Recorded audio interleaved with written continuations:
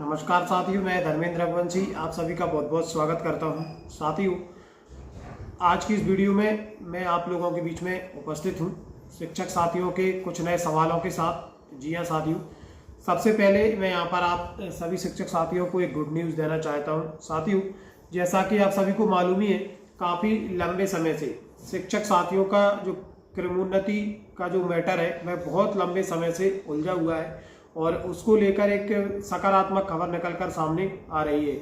जी हाँ साथियों, स्कूल शिक्षा विभाग ने शिक्षक साथियों के लिए समयमान वेतनमान देने का मन बना लिया है और उसकी जो फाइल है वह भी बनाकर अगली जो कैबिनेट बैठक होने वाली है उसके लिए भेज दिया गया है। कैबिनेट बैठक में इसको मंजूरी मिल जाएगी। उसके बाद जो भी शिक्षक साथी है वह समयमान वेतनमान पाने के लिए पात्र रहेंगे। समयमान वेतनमान का आशय है कि देखिए, जो क्रमोन्नति होती है उसमें आपको 12, 24, 30 वर्ष का जो क्रमोन्नति की पात्रता रहती है। समयमान वेतनमान में 10, 20, 30 का फॉर्मूला चलता है। यानी कि यदि आप अपने संपूर्ण सेवा काल में 10 वर्ष की अवधि पूर्ण कर चुके हैं तो आप एक समयमान वेतनमान लेने के लिए पात्र रहेंगे, और यदि 20 वर्ष की सेवा अवधि पूर्ण कर लेते हैं तो आपको दूसरा समयमान वेतनमान मिलता है, और 30 वर्ष की सेवा अवधि पूर्ण करने पर आपको 3 वर्ष का सेवामान जो समयमान वेतनमान है वह आपको मिलने लगता है। तो ये भी कहीं ना कहीं शिक्षक साथियों के लिए काफ़ी अच्छी खबर है। काफ़ी लंबे समय से शिक्षक साथी इसकी मांग कर रहे थे और इसको लेकर शिक्षक साथियों ने काफ़ी लड़ाई भी अपने हक के लिए लड़ी है। तो ये कहीं ना कहीं पॉजिटिव खबर है, और खबर यही है कि स्कूल शिक्षा विभाग ने समयमान वेतनमान का जो प्रस्ताव है वह बनाकर कैबिनेट में मंजूरी के लिए भेज दिया गया है, और उम्मीद यही की जा रही है कि आगे आने वाले समय में बहुत ही जल्द इसको कैबिनेट में भी मंजूरी दे दी जाएगी। चलिए साथियों, बात कर लेते हैं आप भी में से काफ़ी शिक्षक साथियों के द्वारा पूछे गए महत्वपूर्ण प्रश्नों के बारे में।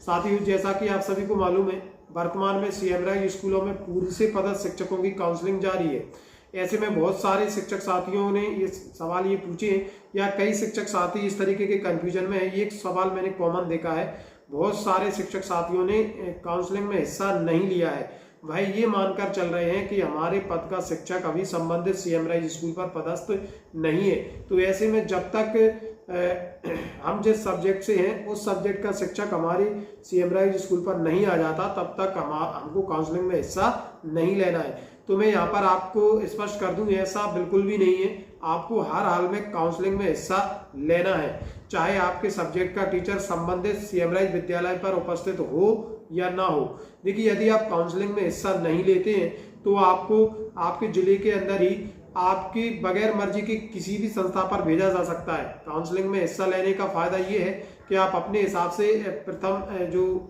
क्रम है उसमें 20 कोई भी स्कूल सिलेक्ट कर सकते हैं, आपको इन्हीं स्कूलों पर भेजा जाएगा। लेकिन यदि आप काउंसलिंग में हिस्सा ही नहीं लेते हैं तो आपके जो जिला शिक्षा अधिकारी या ऊपर से जो शिक्षा विभाग है वो आपको किसी भी स्कूल पर पदस्थापना दे सकता है। आपको हर हाल में काउंसलिंग में हिस्सा लेना अनिवार्य है, क्योंकि जहां तक आपका मानना है कि आपके सब्जेक्ट का टीचर नहीं है तो ये विभाग की प्रॉब्लम है, और विभाग सभी सीएम राइज स्कूलों पर जल्द ही शिक्षकों की नियुक्ति करने वाला है। जी हाँ साथियों, तो ये काफी बड़ा मैटर है। ये दूसरा सवाल इसी काउंसलिंग को लेकर आ रहा है। बहुत सारे शिक्षक साथी कई शिक्षक साथियों के साथ ऐसा भी हुआ है कि वह काउंसलिंग में हिस्सा लेना चाहते हैं, लेकिन जब एजुकेशन पोर्टल पर जाकर अपना आवेदन सबमिट करने की कोशिश करते हैं तो उनका फॉर्म ही नहीं खुल रहा है। तो इसके लिए मैं आपको बता दूं, सबसे पहले आप अपने संबंधित जिला शिक्षा अधिकारी के पास इस चीज़ को रखें, और जिला शिक्षा अधिकारी ऊपर स्कूल शिक्षा विभाग में इस चीज़ को रखेंगे और जरूर आपकी समस्या का समाधान होगा। और ऐसे में जबरन आपको किसी स्कूल पर नहीं भेजा जाएगा, पहले आपकी समस्या का समाधान किया जाएगा। मान लीजिए काउंसलिंग कंप्लीट भी हो जाती है और संबंधित शिक्षकों की जो सूचियां हैं वह जारी भी हो जाती हैं, तो ऐसी स्थिति में आपको रोका जा सकता है, और ये तब होगा जब आप अपनी समस्या से संबंधित जिला शिक्षा अधिकारी को अवगत करा देंगे, और संबंधित जिला शिक्षा अधिकारी ऊपर डीपीआई में मतलब शिक्षा विभाग के अधिकारियों को अवगत करा देगा। तो ऐसी स्थिति में जो डीपीआई के वरिष्ठ अधिकारी हैं वह आपको रोक कर रखेंगे, आपकी समस्या का समाधान करेंगे।